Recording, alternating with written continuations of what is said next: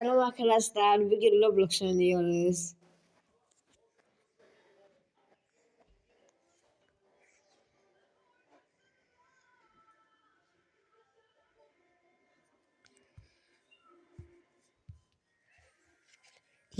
Yirmi abonede çekiliş var.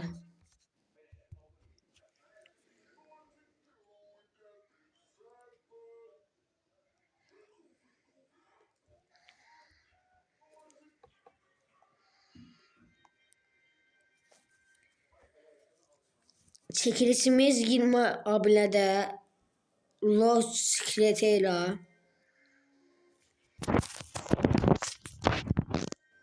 Bana göre iyi pet. Bilmiyorum size göre de iyi yoksa iyi değil. Adım bu. Bu hesabı isteyatımın yolumun altında yazacağım. Bu hesabı sunucusunu adı. O benim yanlış hesabım. Çekiliş 20 abonede. Şartlar katıldım yazmak, abone olmak, like atmak. Çekiliş Lost Secret'ıyla.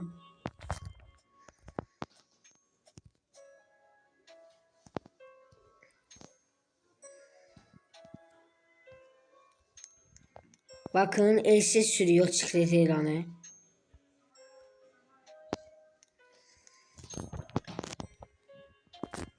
Arkadaşlar 50 abone olduktan sonra bu 4 karakterleri 50 abone oldukta vereceğim.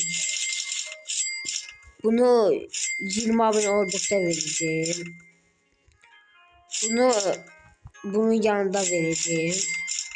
Bunu 30 abonede vereceğim. Bu ikisini ise 50 abonede vereceğim. Saatler dedim işte. Çok uzun çekmeyecek video.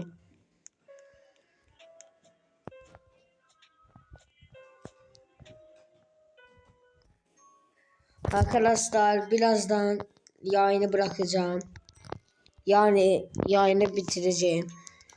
Beni 50 abone yapın. 50 abonede canlı açacağım. Treti yapacağız. Arkadaşlar bu arada beni sikemlediler bir adam. Benim bu petim vardı. Bir de petim vardı. PvP yaptım uduzdum. Kalama alacaktım. Kalama tuttuk. Kalama tuttuk olan yolma yazsın. 500k lobus verelim. 500 lobus. Maalesef 1k lobus verebilmiyorum. Kalama artık 500 lobus olmuş.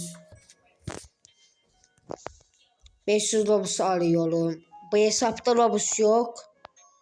Ama ben dediğim hesapta lobus var. Bak yok lobus. Ama ben dediğim hesapta 1k lobus var.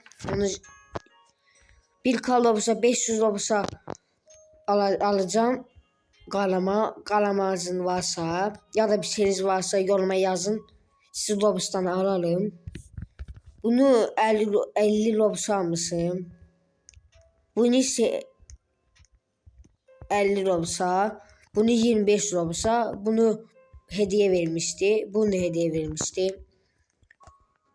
İşte bu petimin de normal server'dan çalmıştım. Skemlediler. Yok la bunu 50 robux almışım. Bunu da hediye verilmişti. Bu petleri hediye veriftiler. Bunu da normalden çalmıştım.